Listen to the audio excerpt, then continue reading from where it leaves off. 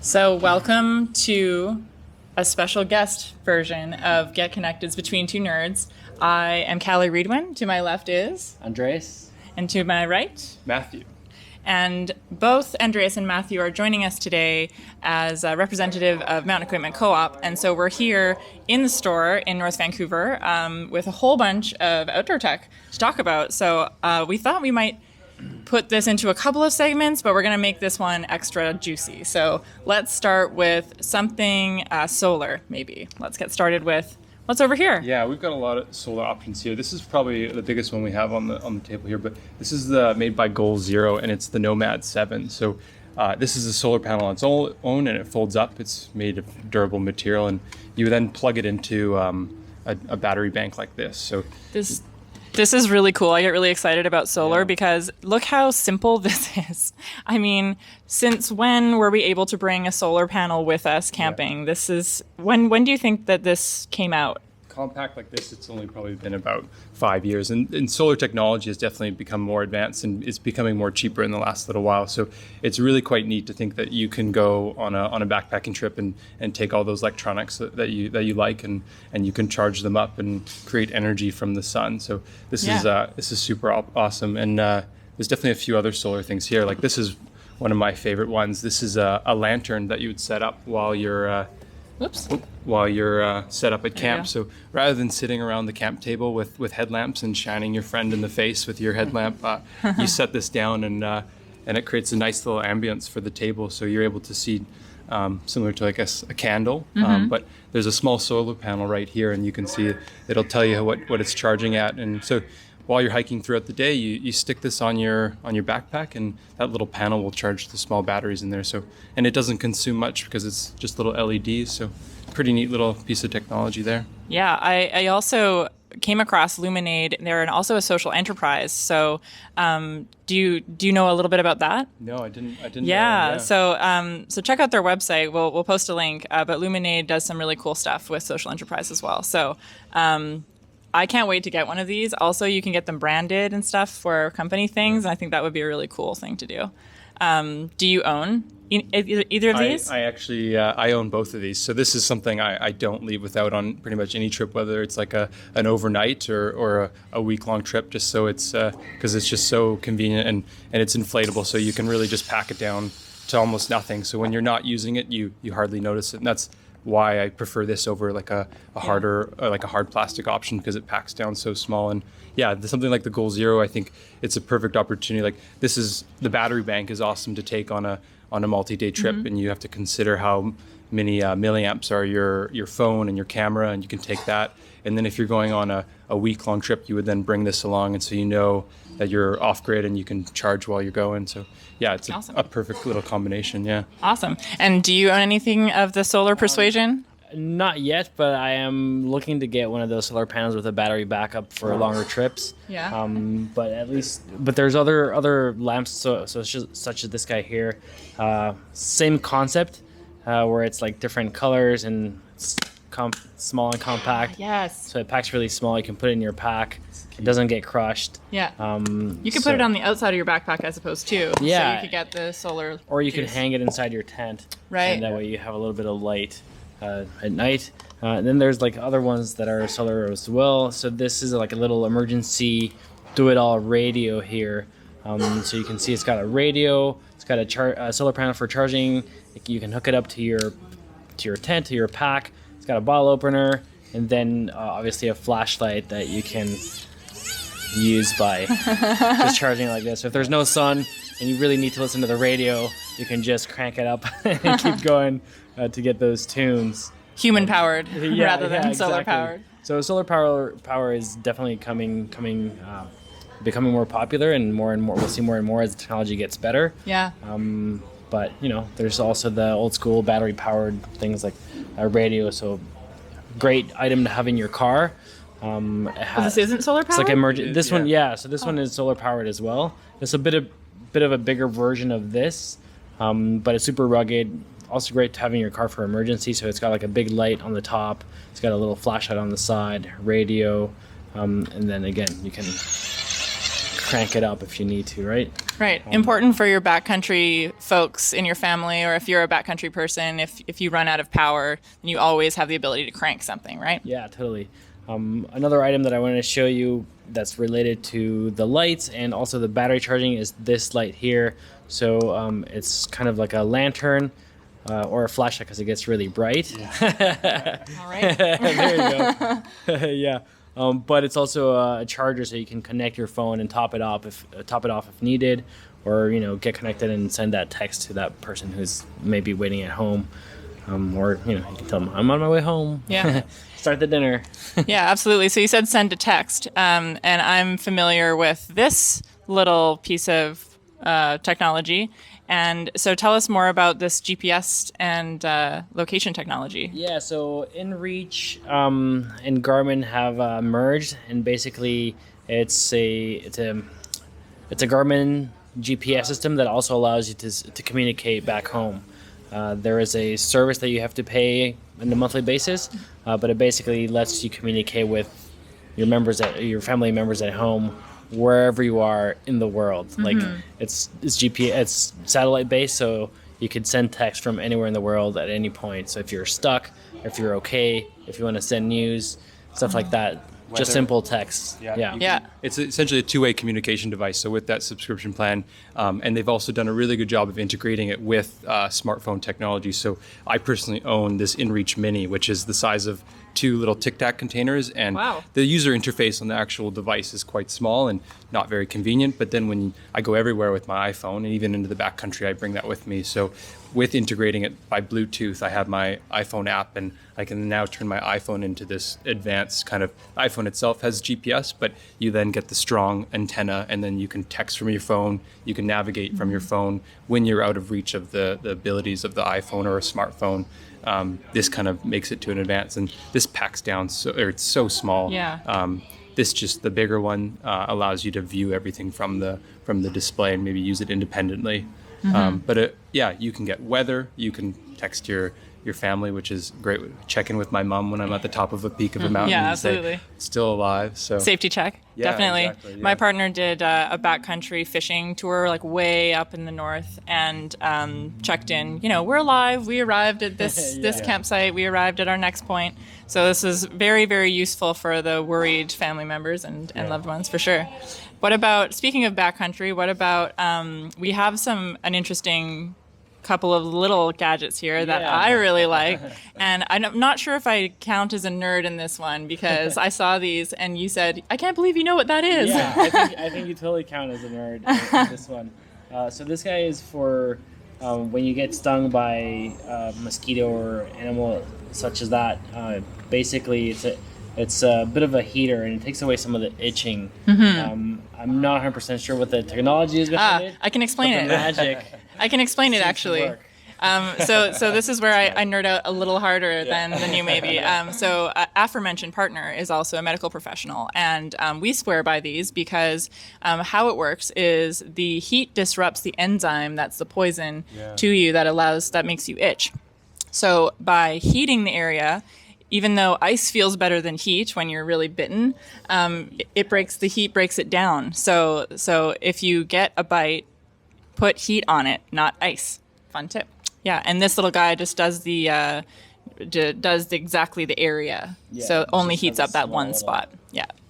And what about this guy? Yeah, and this guy, so when you're out, especially around here in Canada, there's lots of lakes where you may not need to filter the water, but you may want to make it safe to drink. Mm-hmm. You could fill up your water bottle or any water container, and you stick the little light in for a few seconds. I don't know if you could see there. It's an ultraviolet light, and I think the cycle is, I believe, about 60 seconds. So you're getting, some devices will have a smiley face, but you can see that this one's flashing red right now, and it'll give us a notification with like a green light, a solid green light, something like that, and let us know that the cycle is complete and that the water's safe. Yeah.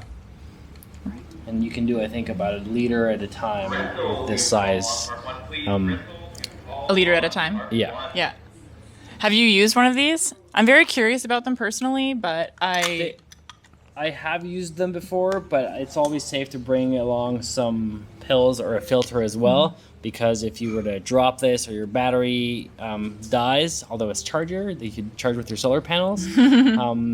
Sometimes the solar panels, it's more of a trickle charge, so it can take a long time, and if you're really thirsty, you need the water right away. Yeah. But always bring the other ones as a backup. The advantage of this one is you don't get the bad taste.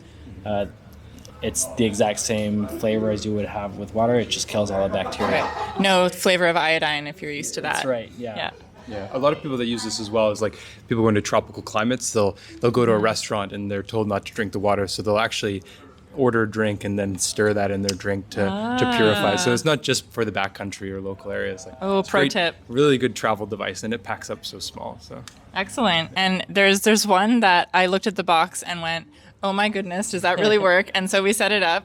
Explain what the heck this is. So this guy here it's a little gadget that basically holds your phone, and it holds a binocular or small telescope, and basically allows you to take pictures with whatever zoom you have on the binoculars from your phone. So if you don't want to carry like extra lenses or a big camera, you can take those cool pictures from your phone with this apparatus. Of course, there's some fiddling around to do with it, but if you're into taking the kind of pictures and you bring your binoculars around with you all the time, it's a fun little gadget, and it packs fairly well. Right on. That looks pretty easy. Okay. We got the big guns here. This is a really piece of cool tech. This is another way of charging devices in the backcountry. So this is a BioLite stove. So essentially this can be, you can burn sticks in here, and there's a little bit of a heat generator in here that takes the heat of the fire and converts it into energy to charge a device. So this is actually, I believe, a 2,500 milliamp battery in here, and you can see if we power this on, it looks like it's charged up, and we can power a small light, but it's just a USB connection here, so you can charge your phone, you can charge your GPS, and all you need to do is start a little fire in there, and you're good to go hiking. Yeah. So just to clarify, that means that with fire you generate heat, which generates power. Yeah. Correct? There's a small little I think it's a thermoelectric generator in there. So that's converting the extra heat of the fire into energy, electricity. So really neat. And there's tons of attachments for this, for lights, but also you can put a little grill on here so you can roast your hot dogs or whatever you're taking on your trip with you. So they've created a lot of cool kind of add-ons to this device. So another really neat piece of technology to produce electricity when you don't have it. Yeah. And there's also a larger version of that we don't have right here right now, but it's basically like a small fireplace, and it's the same thing. So you create like this little fireplace, and you can charge your things at the same time. Yeah. It's pretty sweet. Wow, so what do these run for price for something like this BioLite? Yeah, the BioLite, I think you're probably looking at, for a stove like this in the battery, I think you're probably looking at, don't quote me on the exact price, I think our website will have everything, but a couple $100 is what you're looking at. So pretty reasonable for a stove. Most stoves, like a gas-powered stove, you're looking at spending anywhere from $60 to $100. So it's within a reasonable price point, yeah. Okay, well let's personally nerd out a little bit. Tell me about what are the things that you geek out about? What kind of tech really changes your experience of the outdoors? What would you say? I think anything that makes things more convenient and lightweight. So the fewer battery packs that I need to bring, the better. So I can just bring one solar panel, one battery pack, and I'm set. And obviously convenience, like not getting lost. Yeah. The GPSs are great because you only have so much food that you can bring with you and so much water. So not getting lost out in the mountain is a pretty good thing to have. Yeah, absolutely. What about you? Yeah. I totally agree with Andreas. I've done a few long distance hikes, so I've turned into this gram counter. So as you saw, I pointed out, I've got the mini version of this, and I've got the smaller version of this. So I'm really conscious of weight. So any technology that has been shrunken down and is as efficient as possible, I usually try to pick up that version of it. So anything that's compact. So yeah, the GPSs, the lanterns. Yeah. All the technical gear, if you're a backcountry person, is a really important thing. But what about the regular folks who go car camping and come to Mountain Equipment Co-op to find sort of the more accessible stuff? What do you notice as really a new thing that people are picking up, making it more accessible to them? Yeah, I think, well, stuff is becoming more reasonably priced. Yeah, tons of fun things like the small lanterns to affect the ambience of of your campsite. So these are just a string of LED lights that are quite simple, and it plugs into a USB. So you just plug that into a battery bank, and so really affordable and really quite fun to kind of, once it gets dark and you have your fire or you have your tent set up, it kind of allows you to continue into the night and hang out. And so it's this stuff, like little things like this really are kind of a fun thing that I see a lot of people picking up just to add on to their hiking. Yeah. Fun fact, I own this one. Oh yeah. Yeah, we definitely appreciate just the ambient light. Sometimes you don't want the one beam of light, like the really bright ones, but the ambient getting ready for bed kind of light is great. Yeah. So how do you think this kind of tech affects people's experience of the outdoors? I think it just makes it a lot more enjoyable. There was this other item that I pulled out here, and I am a victim of mosquitoes. So something like this, or there's several other products that we have, but this is kind of like the newest techie stuff. So it basically uses cartridges that you put in here, and then You can show the camera there. yeah, There so you put some cartridges in there that are replaceable, and you can buy separately.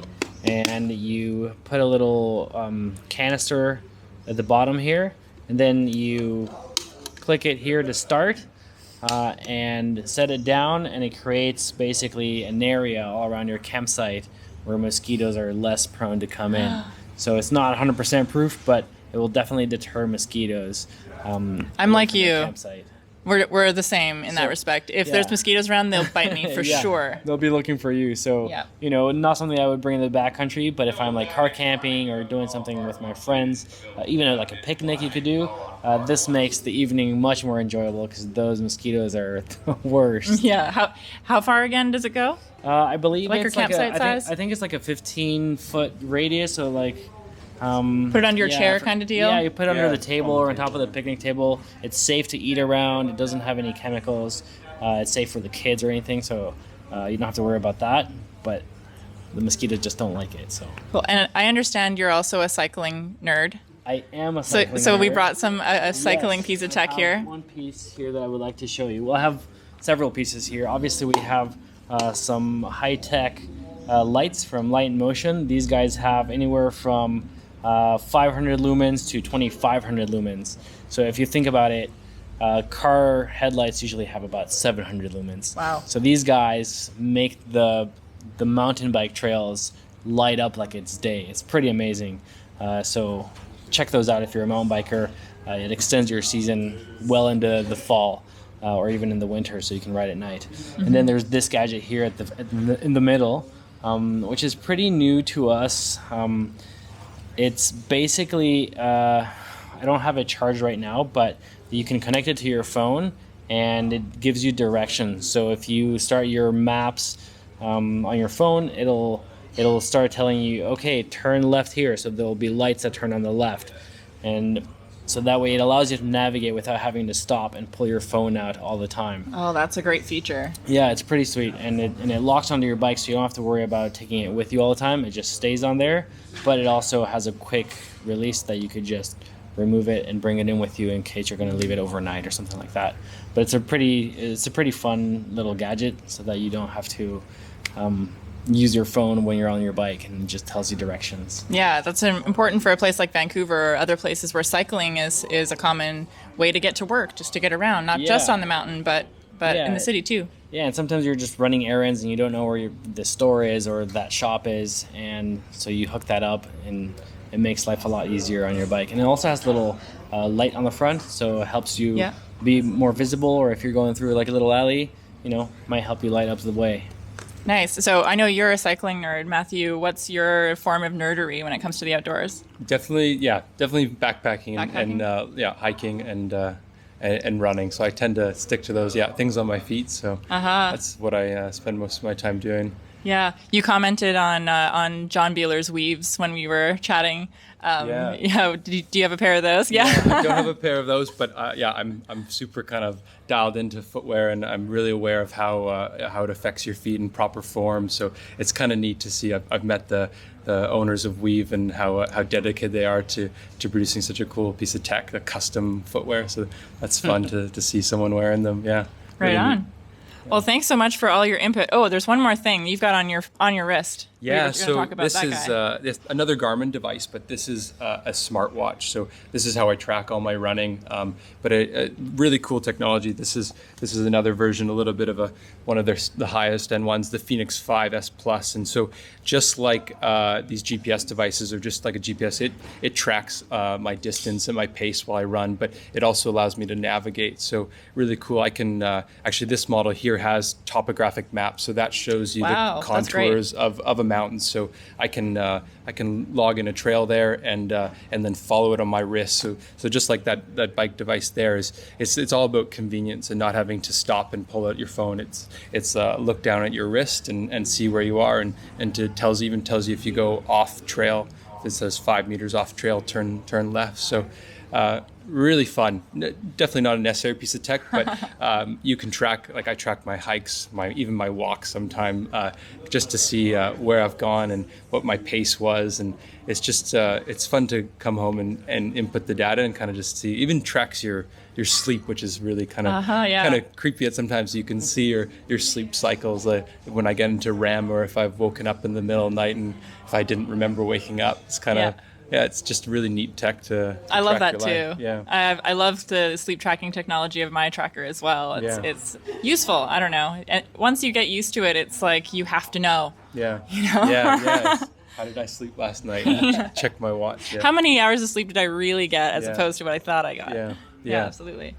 Cool. Well, thanks for showing us all of this awesome tech. And if you were to leave our audience with one piece of tech that you should probably have this summer, that's a simple, easy thing that'll make your life easier, what would you choose? Really accessible for everybody. There's so much.